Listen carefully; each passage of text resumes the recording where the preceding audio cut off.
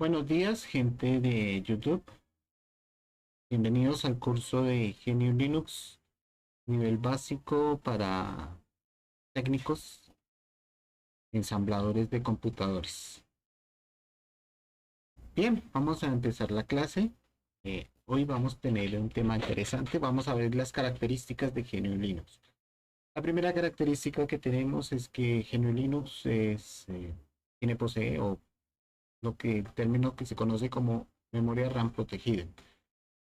Ese término se refiere a que el kernel y el GNU, que el sistema GNU esté protegido, digámoslo así, de cualquier intervención que pueda venir tanto externa como interna del computador. La ventaja de la memoria RAM protegida es que cada programa ocupa su espacio de memoria RAM, pero no puede invadir el espacio donde está el sistema operativo ni tampoco el espacio donde está el kernel, lo que en otras ocasiones ocasionaría bloqueos en el sistema operativo, como ocurre con Windows, por ejemplo. Claro, no quiere decir que no se vaya a bloquear, pero por lo menos evita casi el 95% de los bloqueos del sistema operativo. En el caso de Windows, pues ellos no tienen memoria protegida. Los que tienen memoria protegida son los sistemas Unix, como por ejemplo el Mac, y los sistemas como Linux, ¿sí? Son los únicos que tienen memoria protegida.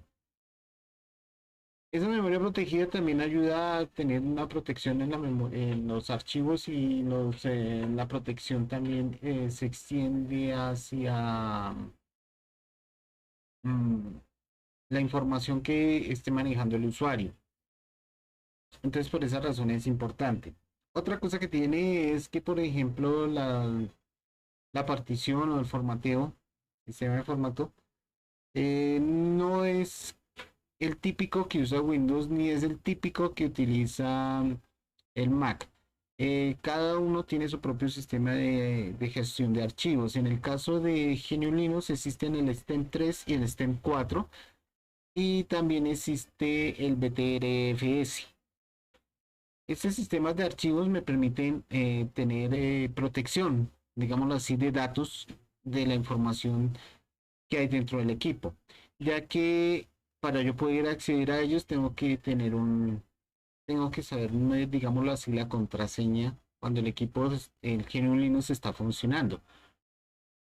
Solamente tiene acceso el usuario, no tiene el acceso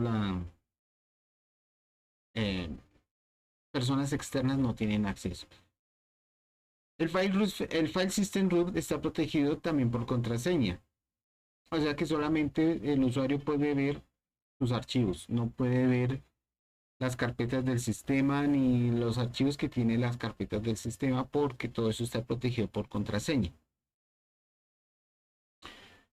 Entonces, esa es la garantía que tiene. Entonces, por eso no necesitamos el VPN. Además, GNU Linux es el que menos virus, digámoslo así, tiene en el mercado,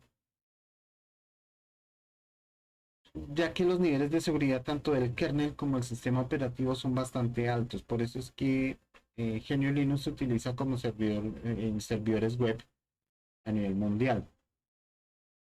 Cada vez que usted navega por internet, está utilizando los servidores web que tienen GNU Linux.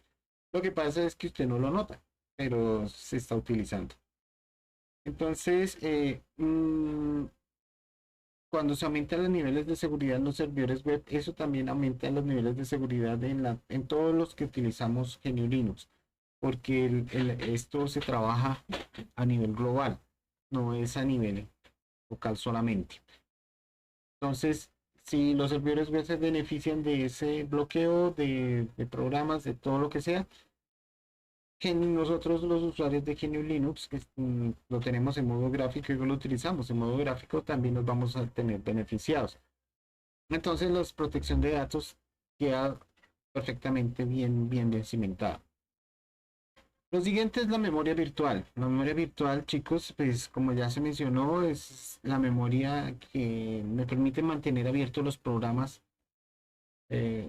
una cantidad de programas apreciable dentro del sistema.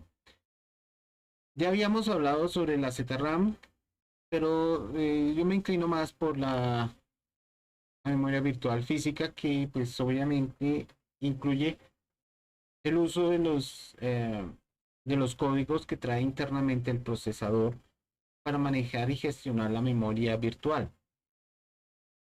Pues eso hace que el sistema sea un poco más estable, mucho más potente y permite que, por ejemplo, que podamos tener una memoria ampliada. ¿A qué me refiero?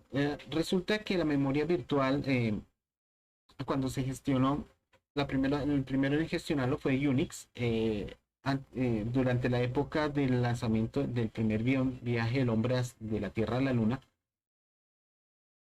Se gestionó todo eso. Y la verdad es que las unidades de almacenamiento iban en crecimiento, eran más grandes que la memoria RAM. Y por eso Unix hizo lo que se llama hoy como la swap. Pero después en 1900, más o menos por esta época, por la época de 1982, ya cuando existían los procesadores y todas esas cosas, eh, Intel ya tenía en el mercado el procesador 8286, que ya venía con código de instrucciones para gestionar memoria virtual en una unidad de almacenamiento. Eso pues obviamente tanto para Unix como para los usuarios alrededor de ese tema, pudiéramos tener una ampliación de memoria sin tener que comprar la memoria física, eh, la memoria RAM física y meterla al equipo. Si lo podíamos gestionar en una unidad de almacenamiento, muchísimo mejor. Y si el procesador tenía esos códigos para hacer una buena gestión, no había ningún problema en ese aspecto. Entonces la memoria virtual ayuda en ese aspecto a mejorar el rendimiento del equipo, no porque ejecute los programas, sino porque pues mantiene abiertos los programas que se tenían en la memoria RAM, funcionando en ese momento, en el momento en que se empezó a usar la memoria virtual. Entonces, esa es la otra característica que tiene GNU Linux, la memoria virtual.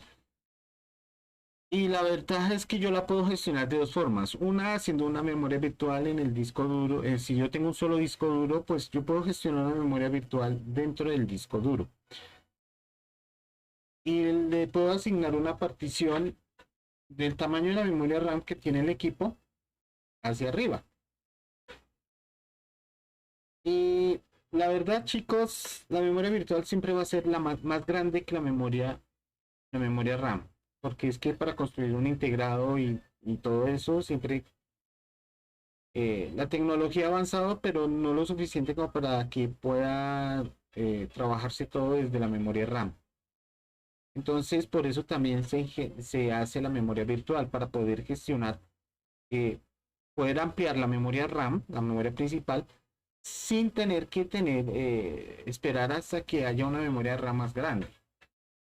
Si no existe, si no la hay, pues toca de alguna manera seguir haciendo funcionar los programas dentro del computador, y la única forma de hacerlo es por medio de una memoria virtual, que en este caso es una unidad de almacenamiento. Entonces, por eso se gestiona a la memoria virtual así. Entonces, podemos tener ese paso. Entonces, yo les aconsejo, como técnico que soy, utilizar la memoria virtual. Por ejemplo, si es en un disco duro, después de hacer la partición del boot EFI, colocar entre el boot EFI y el file system root, poner la memoria virtual, más o menos dependiendo del tamaño del disco duro, entre 16 gigas y el valor que ustedes quieran. En este caso, digamos que 256 gigas es más que suficiente si es de, por ejemplo, un tera. Estamos abarcando apenas las primeras direcciones de ese disco de 1 tera. Después viene el File System Root, que lo pueden hacer de 80 gigas. Y por último, ya lo que es el restante para los archivos. Y con eso quedó perfecto el computador. Porque pues para llenar el resto no es tan difícil. Pero quedaría muy bien. Queda muy bien. Ahora, al estar ubicada la memoria virtual en las primeras direcciones de los primeros espacios del disco duro, ahí va a funcionar rapidísimo. Entonces no se va a notar la diferencia entre la memoria virtual, entre la memoria física y la virtual. Parece que estuviera una gran cantidad de memoria cuando en realidad no la tiene. Esa es una ventaja. Entonces, eso por un lado. Ahora bien, también puedo particionar, puedo tener una unidad de estado sólido o una unidad de disco duro aparte. Claro que sí, también la puedes tener aparte. Y particionarlo todo completo, todo completo, particionarlo como memoria virtual. Cuando yo hago eso, yo puedo tener el tamaño de memoria virtual que yo quiera. Porque yo puedo poner un disco duro o una unidad, bueno, pongámoslo una unidad de estado sólido, particionada totalmente de 1 tera. Si tengo la de 16 teras, mejor. Particionada totalmente, 16 teras. Y ojalá que esa unidad de estado sólido sea una PCI Express, que la PCI Express pues, es un poquito más rápido que la parte, la que dice SATA, SATA M.2. Es muchísimo más rápido que esa y es mucho más veloz. Entonces, podemos aprovechar esa velocidad con una unidad de estado sólido PCI Express y particionada totalmente como una swap. Y si es de 16 teras, muchísimo mejor. ¿Por qué? Porque yo puedo tener un disco, una memoria física, una memoria RAM, porque pongamos que de 32 gigas, y le pongo una unidad de estado sólido de, digamos, de 16 teras, particionada como una memoria virtual, aparte de la memoria de la unidad virtual donde voy a tener el file system root y los programas y todo eso, aparte. Entonces, toda la memoria virtual de ese 16 teras, ese equipo se va a mover. Seamos sinceros, se va a mover. Entonces, ya con eso ya mejoramos enormemente el desempeño del equipo. Y aunque no podamos tener eh, lo que tiene un servidor web en la memoria RAM, lo podemos tener con una unidad de estado sólido particionada con 16 teras. ¿Captan el punto? Podemos tener la potencia de un servidor web dentro de un computador de escritorio normal. Solo que ahorita me salió más barato porque una unidad de estado sólido, digamos que 16 teras, digamos que cueste aquí en Colombia 250.000 pesos. Contra comprar la board para un Intel Xeon, ponerle toda la cantidad de memoria que él necesita, aparte de eso el procesador, se nos va un montón de plata. Con esto ya tenemos la memoria virtual física, podemos tener el tamaño de memoria virtual que yo quiera. Aunque muchos de la comunidad dirán que es tan exagerado, pero es que, seamos sinceros, los que trabajan en AutoCAD, los que trabajan en Photoshop, los que trabajan en SolidWorks, los que trabajan en esto que estoy haciendo yo aquí, entonces se nos va una cantidad impresionante de memoria. Aunque digan los otros digan que no, que eso no se necesita tanto, ellos no trabajan en esto, nosotros sí. Entonces sabemos muy bien como técnicos que las necesidades de software y la potencia y todo eso y la cantidad de archivo que se genera y el tamaño que alcanza a tener, hombre, eso requiere un proceso larguísimo. Y sabemos muy bien como técnicos que somos que la memoria es finita. Y si yo tengo la posibilidad de ampliar memoria, pero sin que me cueste mucha plata, mejor. Bien, hay algunas cosas que, bueno, ya vimos, entonces, ya hablando a caso quitado, eso es lo que yo puedo hacer. Y quedaría un equipo súper potente en ese sentido. ¿Sí? Así digan los demás retractores de Linux que están por allá, ellos no trabajan, ellos no están trabajando como nosotros, ni la gente ni trabaja como el monusuario, que requiere un equipo potente, poderoso, pero que no hay la plata para hacerlo. Esta memoria virtual ayuda a solucionar muchos de esos problemas y entre más grande sea la memoria virtual, muchísimo mejor. Tengan eso siempre presente, señores técnicos. ¿Listo? Ahora, si solamente tengo una unidad de estado sólido o una sola unidad de almacenamiento, pues obviamente la memoria virtual va a ser pequeña, máximo hasta 32 o 128, eso depende del tamaño del disco duro también, o de la unidad de almacenamiento. Entonces, ustedes determinan hasta dónde más o menos quieren ampliarle la memoria virtual. Generalmente ubíquenla entre el bootEFI y el file system root, que es en donde está el sistema operativo y los programas. Entre esos dos, ubiquen la memoria virtual ahí.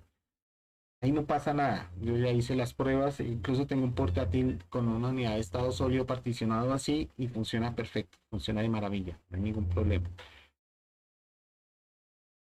Bien, otra cosa que vamos a aprender de las características de Keanu Linux, otras ventajas. Otra ventaja es que yo puedo tener eh, varios, puedo es funcionar mi equipo como este que tengo aquí, en conjunto en una red con Windows. Ah, bueno, chévere, porque puedo compartir archivos y puedo compartir cosas. Claro, lo puedo hacer. Sin embargo, eh, como va a estar compartiendo una red con Windows, eh, GNU Linux no necesita. Si está trabajando con otros GNU Linux dentro del mismo edificio, no necesitamos antivirus ni tampoco necesitamos firewall. No lo necesita porque los virus de Windows no nos afectan directamente a nosotros. No nos afecta porque el virus no puede atacar el kernel ni puede atacar el sistema operativo GNU por los sellos de seguridad que tienen ambos sistemas operativos, ambos sistemas, tanto el kernel como el sistema operativo GNU. Entonces,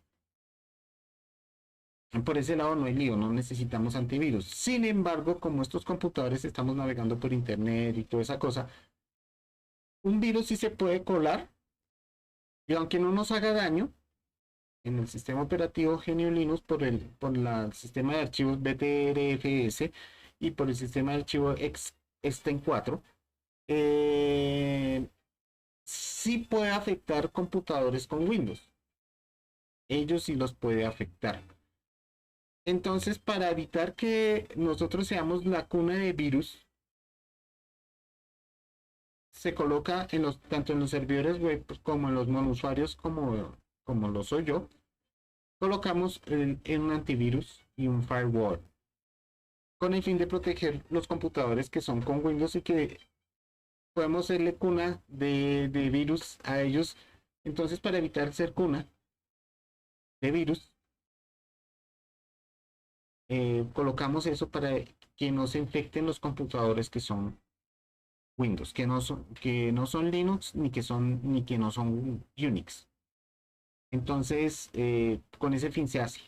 Se coloca un antivirus y un firewall. De hecho, solo hay uno de cada uno. Yo que he usado ya un buen tiempo, me he dado cuenta que solo hay uno. Un antivirus y solo hay un firewall. Entonces, se le coloca y se colocan a instalar, se ponen a funcionar de una vez. Y queda funcionando perfecto. Los equipos. Y con eso no nos volvemos cunas. eh, digámoslo así, cunas de antivirus para los computadores con Windows. Bien, ahora vamos a entrar a otro tema que tienen que ver con GNU Linux. Bien, estuvimos hablando, no hace mucho, estuvimos hablando que el kernel y GNU. El kernel es el kernel Linux y GNU, que es el sistema operativo, que es el que me hace que funcione esto que vemos aquí en la pantalla. ¿Correcto? Los dos funcionan al unísono, digámoslo así. El asunto es que yo puedo mirar el código fuente de estos dos, analizarlo cómo funciona y al hacer eso, cómo programarlo. Cuando yo hago eso, tengo la posibilidad de construir desde esos dos el sistema operativo de ahí para arriba. O sea, de ahí para arriba puedo construir el escritorio, puedo construir todo desde arriba. De hecho, si no quiero utilizar el sistema operativo GNU y solo quiero utilizar el núcleo Linux, el kernel, también el kernel tiene su código fuente y lo puedo analizar y lo puedo mirar cómo se programa, cómo se gestiona, etcétera, y construir desde el propio kernel de Linux, también construir mi propio sistema operativo de ahí para arriba. Entonces existen dos formas de crear sistema operativo dentro de la familia GNU Linux. La utilizando GNU y Linux al mismo tiempo o utilizando solamente el kernel de Linux. De esas dos formas puedo crear un sistema operativo. Cuando yo hago eso, ya yo puedo hacer otras cosas adicionales. Por ejemplo, crear el software con que va a trabajar ese sistema operativo y con la que van a trabajar los usuarios. ¿Me hago entender? Y si puedo crear el software, puedo crear el sistema operativo y el software, pues también necesito hacer una tienda o un repositorio, como se llama en GNU Linux, un repositorio donde yo voy a tener todos los software que yo puedo instalarle a mi sistema operativo. Esto representa una ventaja. Por ejemplo, si una empresa como el Banco de Bogotá me dice, oiga, necesito que me haga el favor y me instale, voy a gestionar esto. Quiero hacer un sistema operativo para el banco y quiero que tenga estos programas con estas características cada programa. Eso quiere decir que el Banco de Bogotá va a asignar un espacio. Para poder hacer eso, el Banco de Bogotá tiene que asignar un espacio en donde estén todas las personas que van a crear tanto el sistema operativo como el software que va a tener el sistema operativo. Pero adicional a eso, tiene que mantener el software, tanto el sistema operativo como el software tienen que mantenerse actualizados, porque no pueden hacerlo una sola vez y ya despedir a esa gente y chao, hasta luego. No, tienen que mantener funcionando el sistema. Y la única es mantener esas personas que contrató inicialmente para crear el sistema operativo y los programas que ellos van a manejar dentro de su distro.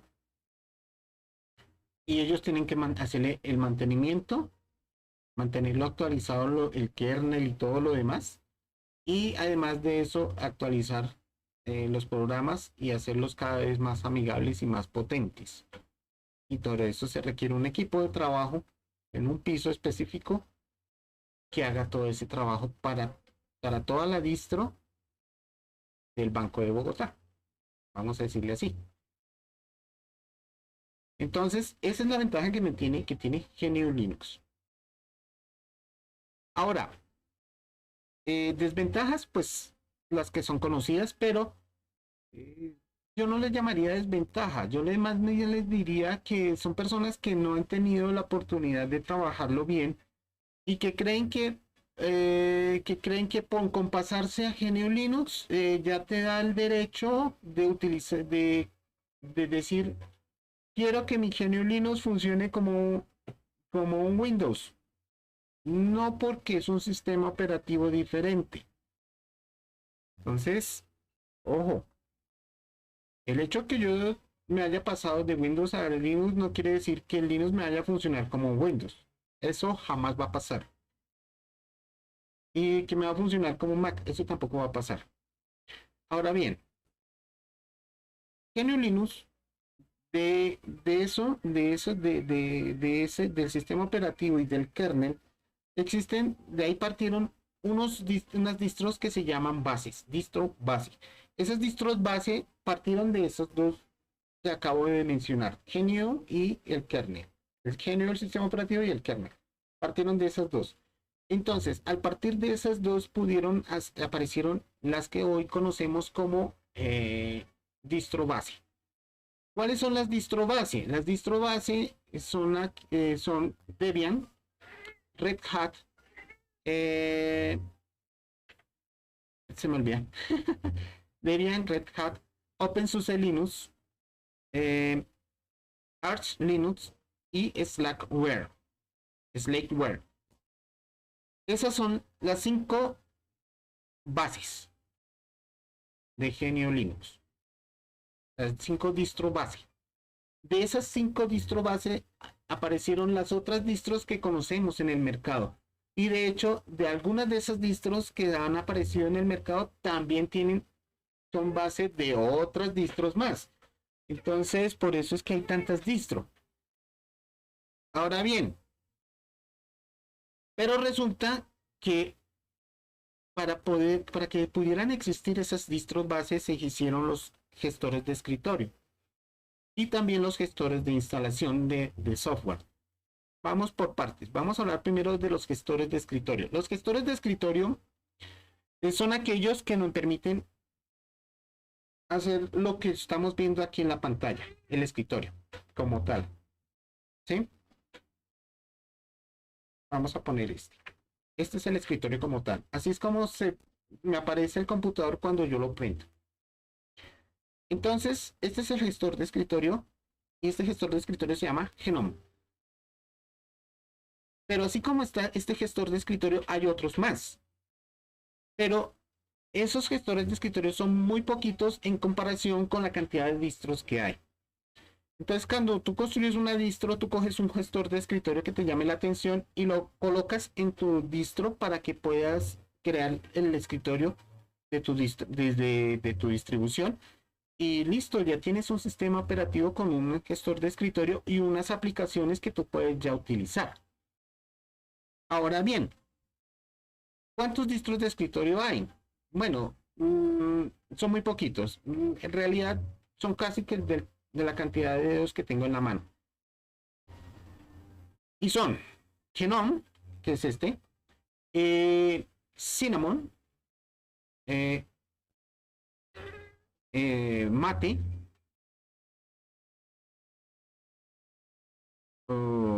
LXQT, KDE Plasma, i3WM y OpenBox. Sé que hay más, pero esos son los más conocidos, esos 7. Los dos últimos que mencioné, que son i3WM y OpenBox, no trabajan pues sí trabajan con el ratón, pero no lo trabajan tanto como lo trabajaríamos nosotros, como los otros gestores de escritorio. Entonces, la mayoría son con comandos. El i3WM y el OpenBox trabajan con comandos. Entonces, te tienes que saber los comandos de GNU Linux para poder utilizar los programas con estos gestores de escritorio y teclear el comando correcto de los programas que tú tienes instalado.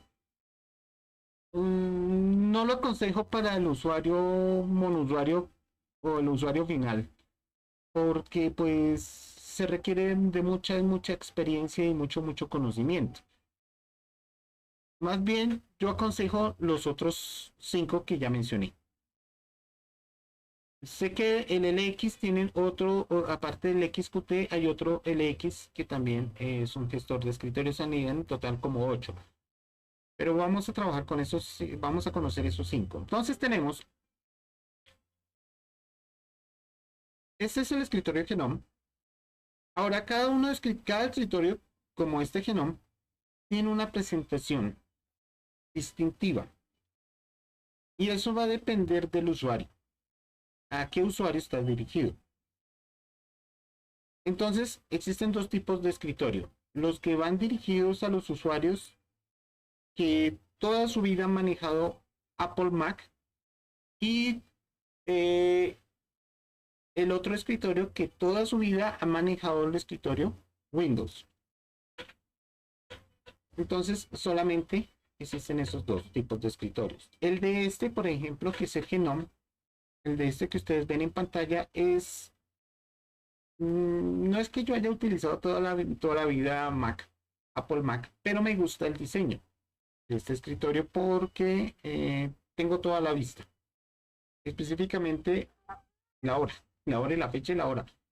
Mientras que en Windows tengo que, si yo estoy mirando hacia la parte alta de la pantalla, tengo que bajar la vista y ubicarla donde está la hora que está aquí al lado derecho en la parte inferior.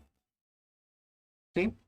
Entonces, para mí es más cómodo esta presentación porque yo solamente si yo estoy trabajando con la vista alta, simplemente levanto un tricito y ya miro la hora.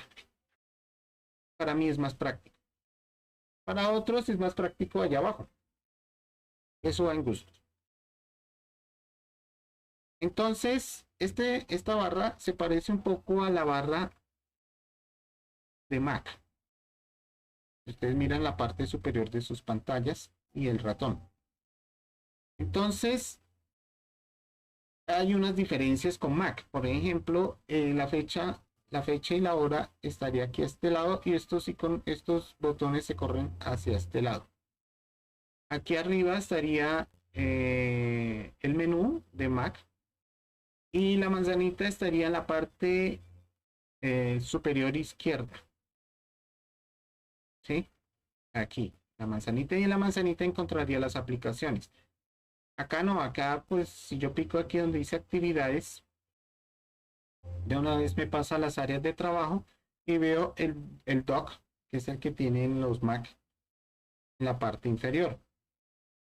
En algunos que no, el dock aparece aquí al lado izquierdo de la pantalla o al lado derecho, dependiendo de de cómo lo maneje la distro, más que todo. No tanto el escritorio Genome, porque el escritorio Genome me permite ubicarlo ahí donde donde está ahorita, que es en la parte inferior, o si no, en el lado izquierdo o en el lado derecho. Eso depende de la distro ya como tal.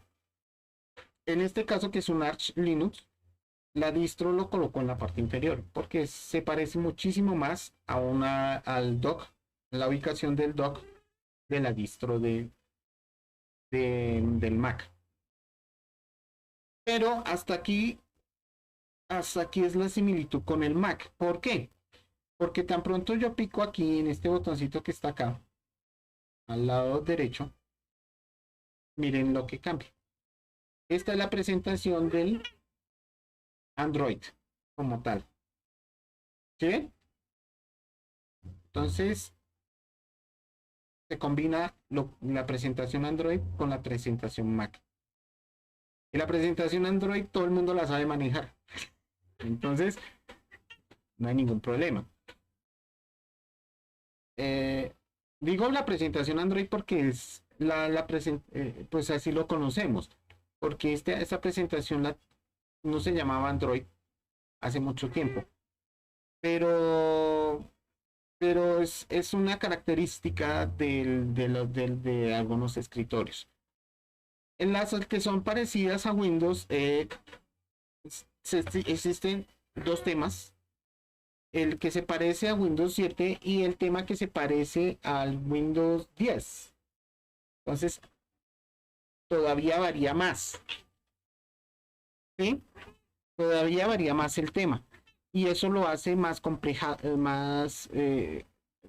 aumenta la variedad todavía más. ¿Correcto? Entonces, eh, esa es la característica de estos escritorios. Cada uno de ellos depende de la distro. En este caso, que es Arch Linux, el que yo instalé, se llama Calamares Arch Linux y me permite mirar los diferentes escritorios que tiene. Y yo escojo el escritorio con el que más me siento más cómodo. Por eso cuando yo les dije a ustedes, oiga, miren, ustedes pueden mostrar los diferentes sistemas operativos para que la gente escoja. Cuando yo les dije eso es porque ustedes pueden armar, bueno, los Apple no es necesidad armarlo, ustedes lo ponen en exhibición y ya él por sí solo ya viene armado. Sí, pero lo ponen en exhibición al lado de uno con Windows y al lado de dos computadores con GNU Linux, uno con un escritorio que se parezca a Mac y el otro que se parezca a Windows. Y dejarlos ahí en exhibición. Y es la misma gente la que escoge. Ustedes no se pongan a escoger. Ustedes no son amos de la decisión de la persona. En comercio, si ustedes hacen eso, eso es más visto. De hecho, la gente, a mí me molesta muchísimo que me traten de imponer algo que yo no quiero. Si yo estoy buscando algo en específico, es más, me molesta que un vendedor se acerque a decir, buenas, ¿le puedo colaborar en algo? No, déjenlo. Si está revisando un computador, si lo está manejando, si lo está manipulando, déjenlo hacer. Porque si es la única forma en que la persona se da cuenta si lo que él está utilizando, que si lo que él está manejando le sirve o no. Ustedes no metan la cucharada. A mí me molesta que venga el vendedor a decir, a decir que deseo y que no sé qué, y que no venga, que yo tengo aquí algo mejor. No, la decisión la tomo yo porque yo soy el que voy a utilizar al final el computador, no el vendedor. ¿Listo? Entonces, partamos de ese punto. Lo siguiente, chicos, ya pasando a otro tema, es que yo puedo, bueno, hemos hablado ya de las ventajas. Las desventajas ya las conocemos, pero la verdad no son desventajas, porque eh, son cosas que ha dicho la gente, más no es porque digámoslo así, lo hayan utilizado al 100%. Yo que lo llevo trabajando más o menos ya casi 2 años, ya en pleno, usándolo en pleno, ya ustedes pueden ver los resultados. Por ejemplo, esta parte de aquí, esta parte la hice yo. La hice con el programa, el GIMP, que es muy parecido al Photoshop. Y ustedes dirán, hay mucha gente que dice, por ejemplo, del GIMP, que se requiere hacer dos o tres pasos más para lograr una calidad como la que ustedes están viendo en pantalla en este momento. Y lo ven como una desventaja porque con el Photoshop usted hace una sola vez y el Photoshop hace el resto. Yo no lo veo como una ventaja. Eso que hace Photoshop yo no lo veo como una ventaja. Yo lo veo como una desventaja. ¿Por qué? Porque yo en 2 o 3 pasos o 4 pasos estoy controlando el proceso que me lleva a la calidad que están viendo ahí. En 2 o 3 pasos estoy controlando la calidad. Mientras que en un solo paso yo no tengo control. Yo no tengo control. Lo tiene el software, no yo. En cambio yo aquí tengo el control. Tengo control absoluto de lo que estoy haciendo en 2 o 3 pasos, pero tengo el control de los resultados que quiero lograr con eso que estoy haciendo.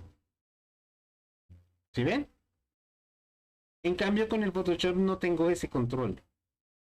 El Photoshop lo hace solo. Y como no tengo ese control, a veces no va a quedar como yo lo deseo.